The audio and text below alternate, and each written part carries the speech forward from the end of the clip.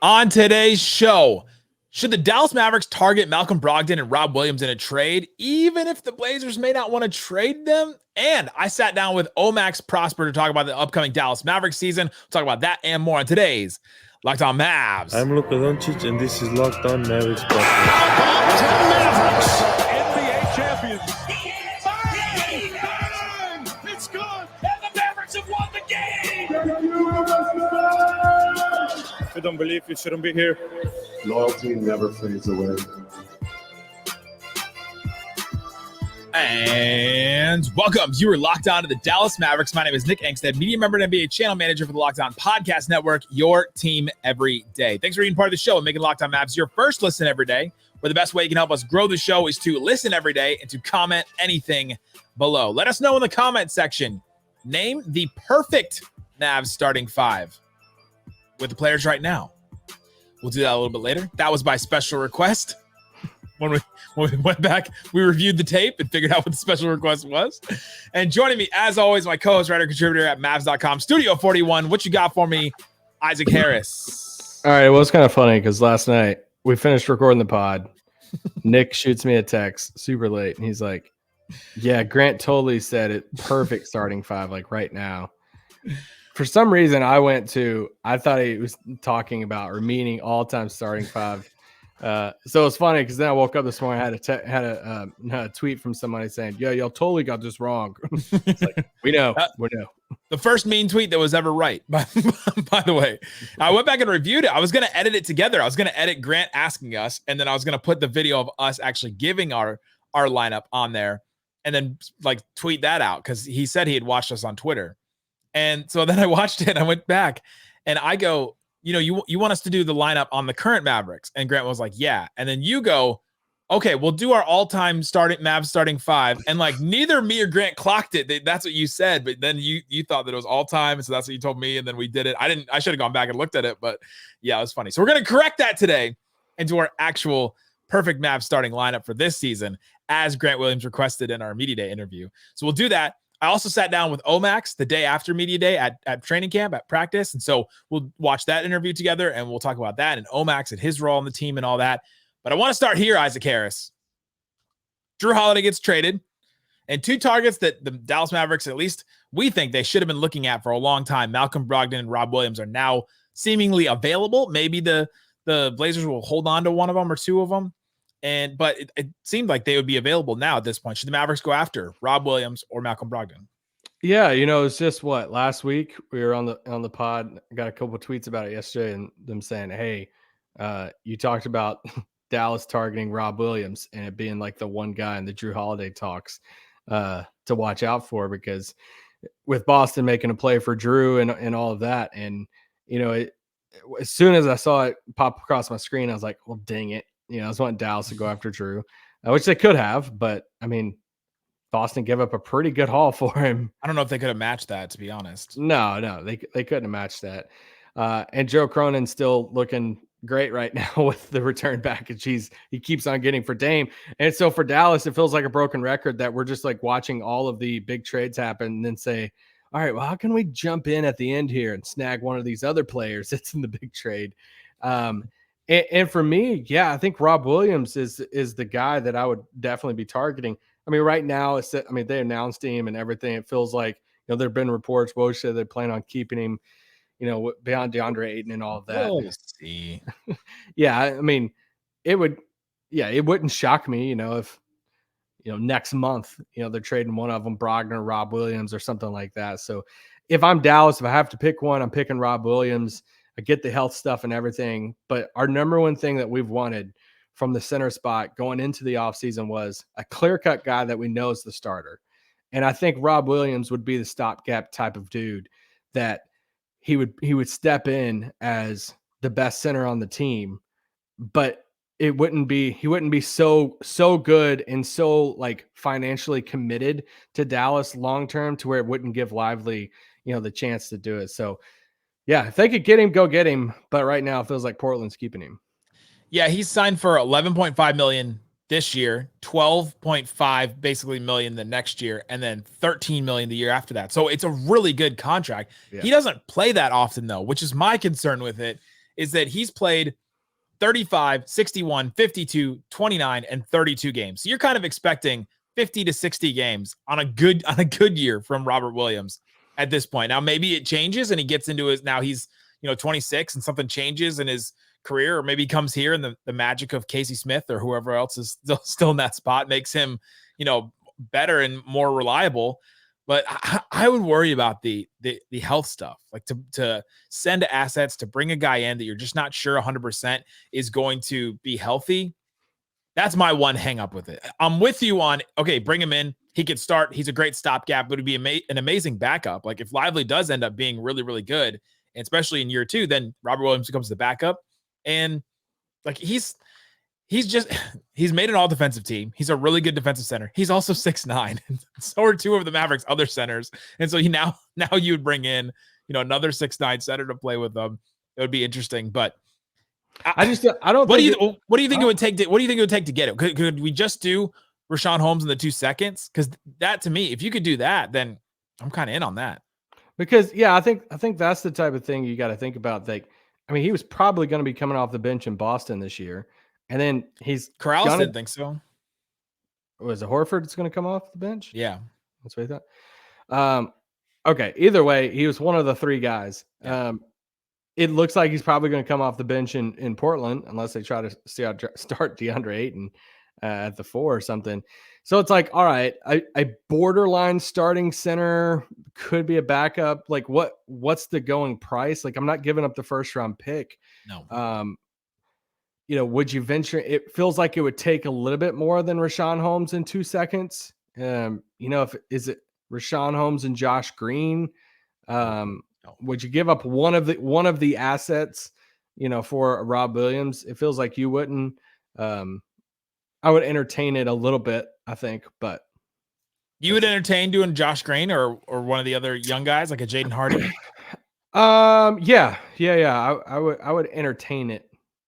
Just because I do think he's the clear cut. Like I'm all in on Derek Lively starting at center with this center rotation. But I do think there's going to be some growing pains with Derek Lively if he's starting, and I'm expecting that. Like that's part of it. With Rob Williams, I think he's instantly your starter, and everything that you ask and you want from the center spot as a pick and roller, defender and everything. Like he would be that.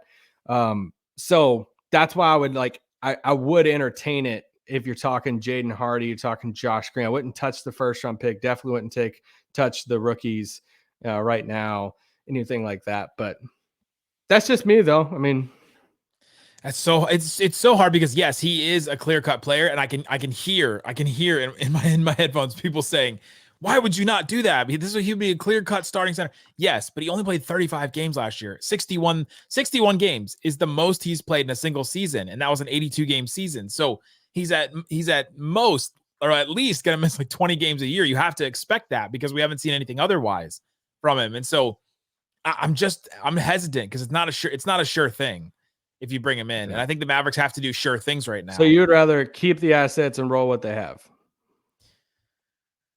If it would take one of Hardy or Josh Green or something else, yeah, I would do that. I would rather just hold on.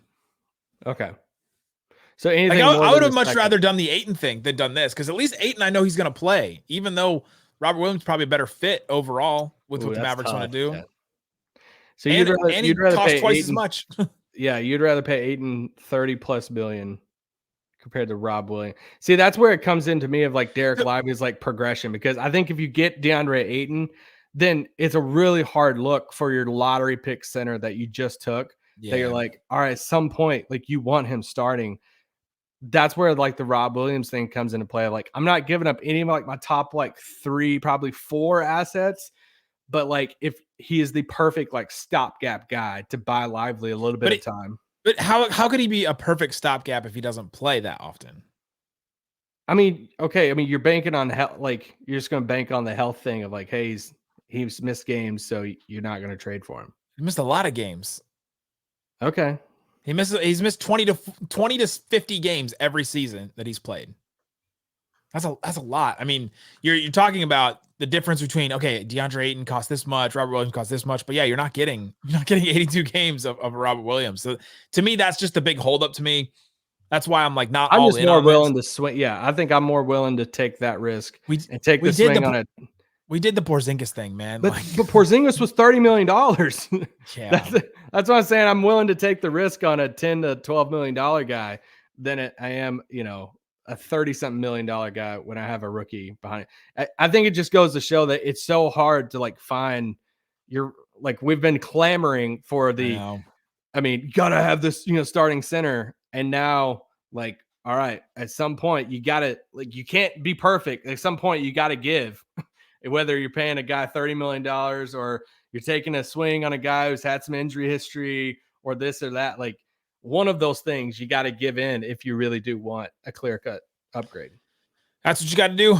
So yeah, let us know in the comments. We didn't even talk about Malcolm Brogdon, but let us know in the comment section. Would you trade for Malcolm Brogdon? Would you trade for Robert Williams at this point and see what happens with that? Coming up, my interview with Olivier-Maxence Prosper. We'll talk to him about. I asked him pretty much all the media day questions that we would have asked him if he was able to come to our interview. So let's talk about that and hear from Olivier-Maxence coming up.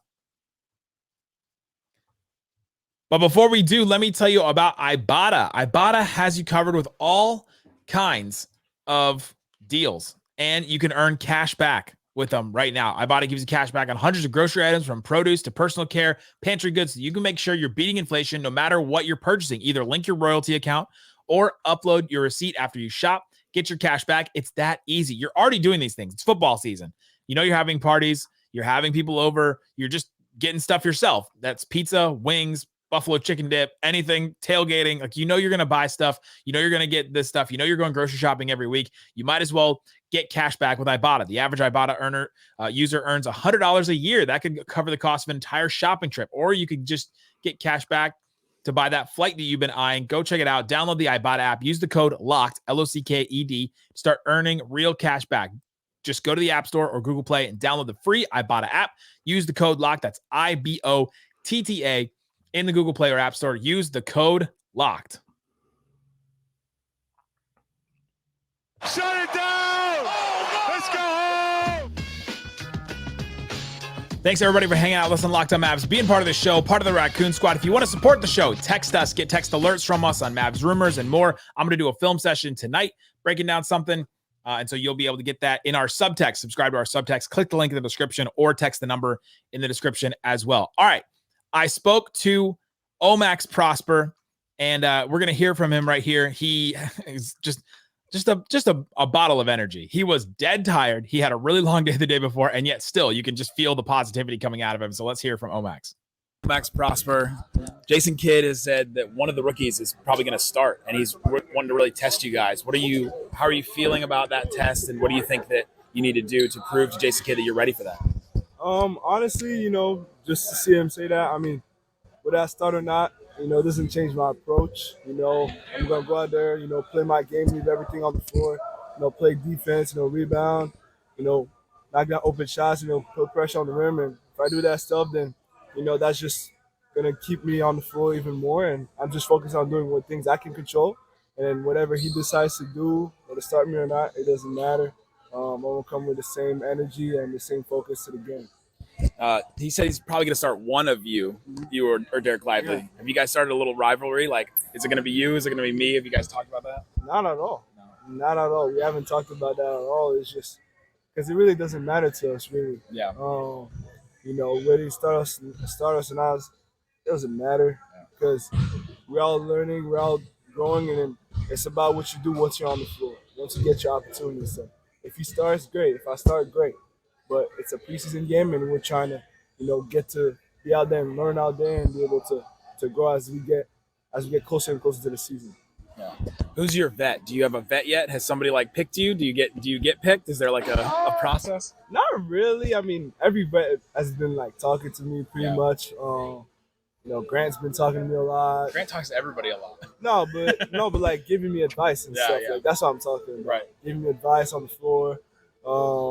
Kyrie's been giving me a lot of advice as well. So, Timmy as well. So it's just all the vets have been very helpful. So I feel like I'm well surrounded, and they help me through everything. What's advice from Kyrie like? What does he help you on your handle? Imagine getting handle advice from Kyrie. Yeah. No, shoot, probably the best ball handler in NBA history. But No, he's giving me advice just on the floor, how I can help him on the floor, how he can help me, make me, more efficient out there, especially on the offensive end on the floor, how he can find me and how, I can help compliment him, just things like that. And, it's been very encouraging, even when I make mistakes, whatever, he's all good, like next play and stuff. So, yeah. Have you guarded Luka Doncic yet? What's it like to try to guard Luka? Yeah, I got a little bit in practice today more than the other practice, and he's just like he knows where he needs. You just got to get him out of his spot. Once he gets to the spot, there's not much you can do. I just got to stay solid, make him take a tough shot, and get him out of what he want to do. But it's definitely challenging. The more and more I guard him, the more and more I'm gonna be prepared to guard the other great players on the other teams. Yeah, trying to guard Luka is like trying to do an impossible puzzle. It feels like he's just like he has everything in his bag. He does have everything in his bag, but like you said, every impossible puzzle that is labeled impossible, but the more and more you practice on it, eventually you're gonna get it. I mean, you're never gonna stop Luka Doncic. You're not gonna stop, but you can make his life harder and make him inefficient and stuff. So that's just stuff like that I just, the more and more I guard him, the more and more, I'll get better guarding, and that will prepare me for all the other players that will play on other teams. Who's the best shooter on the team? Best shooter on the team? I say right now, it's between Seth and Timmy, in my opinion, right now. That's tough not picking somebody from the Curry family. Oh, yeah, exactly. Grant said himself. Hardy said himself.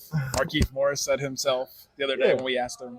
I mean, I know I know I can shoot, but I still know I'm still very humble in terms of me knowing I still need to get better at it.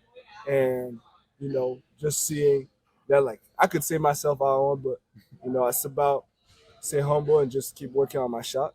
And I know I have a really good shot, and I feel like I'll get to that level and surprise those guys? Yeah, absolutely. Yeah. I can tell you that. But yeah. We asked everybody yesterday if you could do a Jason Kidd impersonation. Yeah, Jason Kidd.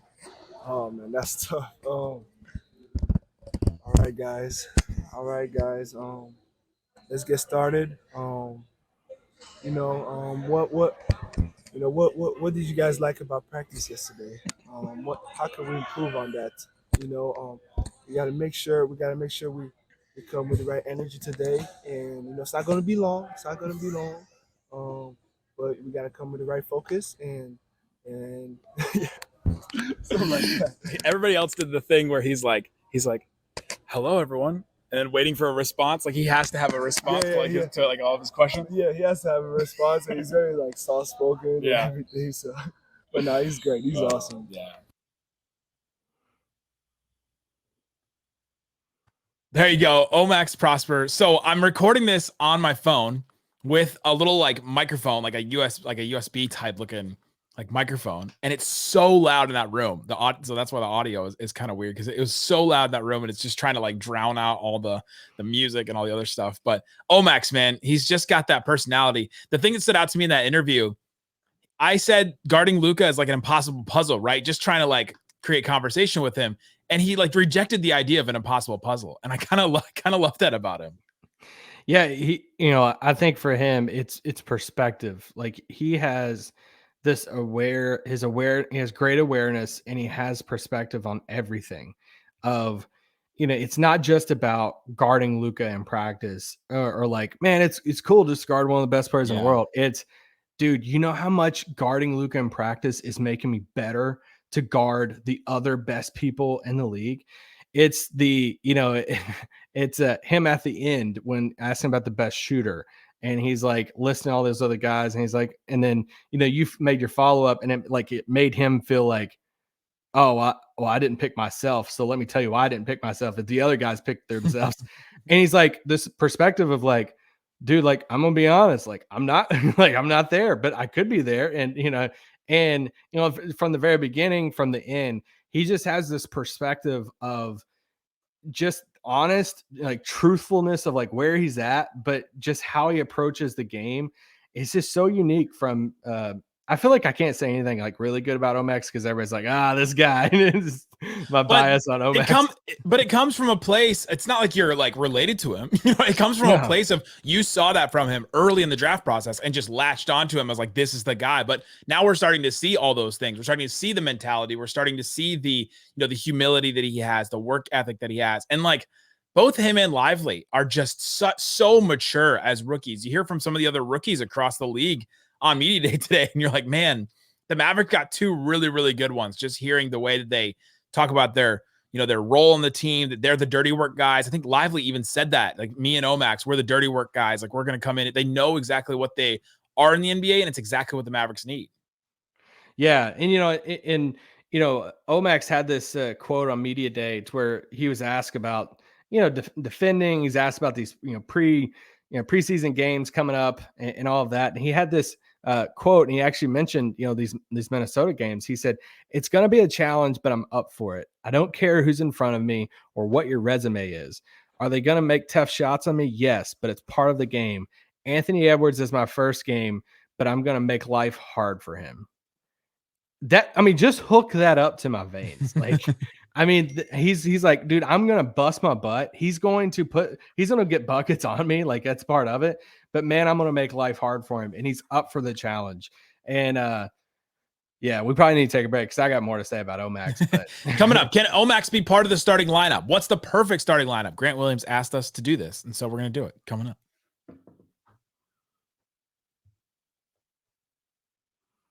I have to apologize that you felt that he should have played more. All right, Isaac Harris.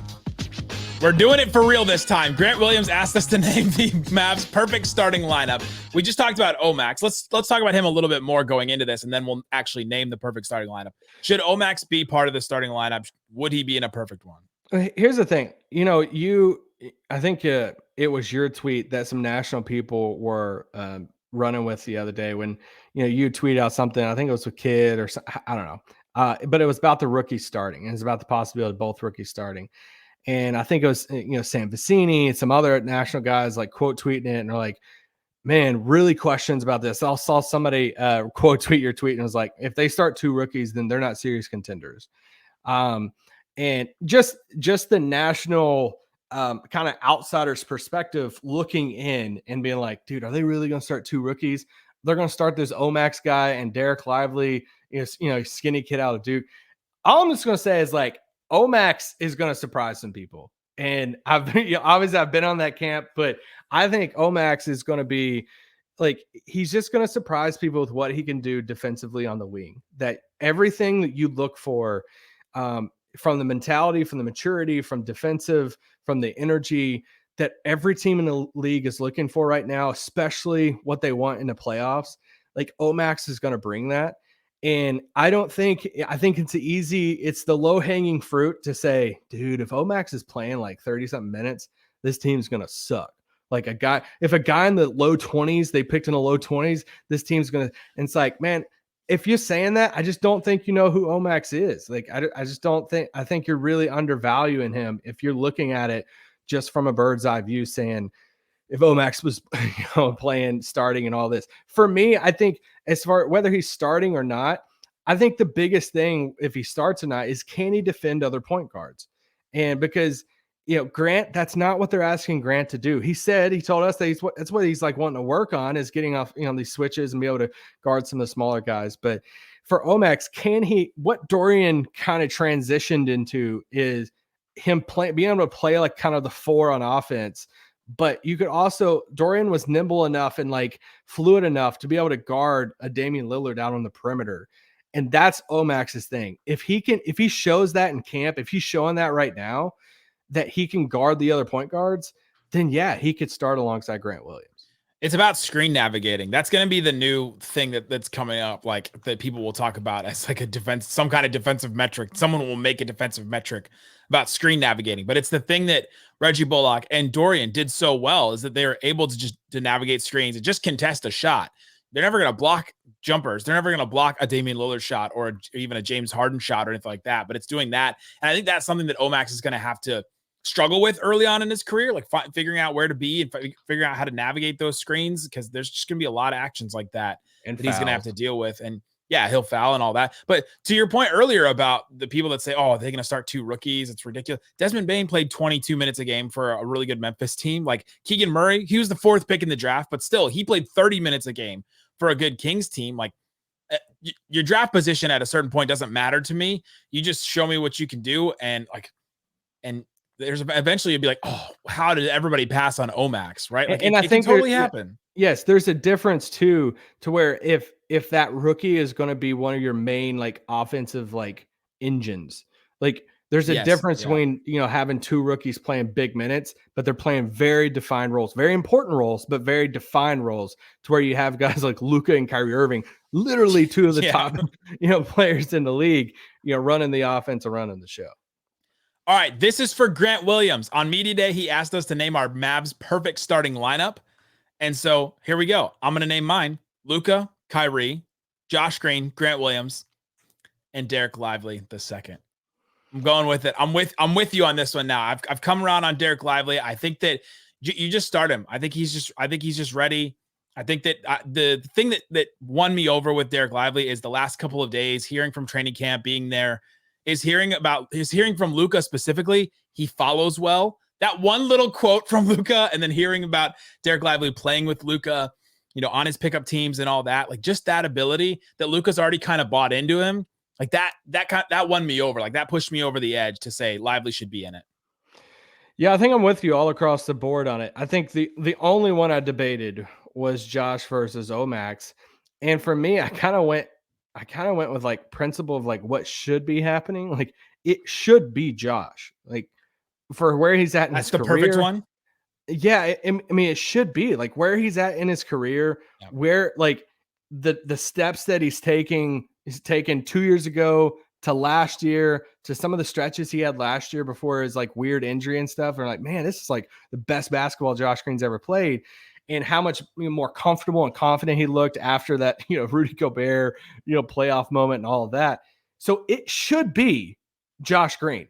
And so like, that's why I lean there and I say, all right, I think the perfect starting lineup should be Josh Green, because I'm assuming that next step is going to be taken by him, and where he's going to be the primary defender on point guards, and the shot and everything's going to come around. I also think if you're playing Derek Lively at center instead of Dwight Powell, instead of Maxi Kleber, instead of a more vet center, you're going to need that other guy that can do some playmaking, that can break a trap, because Luka and Kyrie are going to be in traps and double teams all the time. And how many times last year, even when we saw those two play together, we saw a Dwight Powell come to the free throw line, get the ball and kick it out. Derek Lively is eventually going to be able to do that. We saw some good stuff, some good passing stuff from him in Summer League. I think he can do that. But I think Josh Green is the one that's going to be able to break those a little bit easier and then do something with the ball, like have the ball in his hands and drive to the rim. Or he throws amazing passes, like some of them, the Luka ones that don't even make sense. Josh Green throws some of those. So like, I think they need that one extra gear just to make sure their offense is still fluid and it's not just Luka and Kyrie making shots and creating shots. Like, that offense can still be good, but for it to be a really, really good offense or a great offense, I think they need that one extra like release valve. And I think Josh can be that more than Omax can be early in his career, especially if they're going to start Derek Lively. Yeah. And we mentioned a few days ago, but Josh saying that's been his thing. He's worked on this summer is one-on-one basketball and being able to create on his own and stuff and put the ball on the floor. So since we're still debating those two, Josh shot 40% from 3 last year. I've seen Omax's 3 and close in person now. It's a little slow. I'm a little nervous about it. We saw it in Summer League. It was pretty good in Summer League. He shot fine in college. He was doing a 3-point contest with Dwight Powell the other day, and he almost lost. Now, practice Dwight Powell is an amazing 3-point shooter. I just want to point that out. But nothing like April Dwight. Yeah, yeah, right. That's very true. What are your thoughts on his shot compared to Josh's shot, if we're debating those two? Yeah, I mean, I thought it looked good in Summer League. I mean, that's his number one thing, right? I mean, that's the number one thing that's going to be determining how much minutes and the I don't know, the level of role that he really has. Is you got to be able to knock down the open shots when you play with Luka. Now, the pro for starting Omax over Josh Green is size.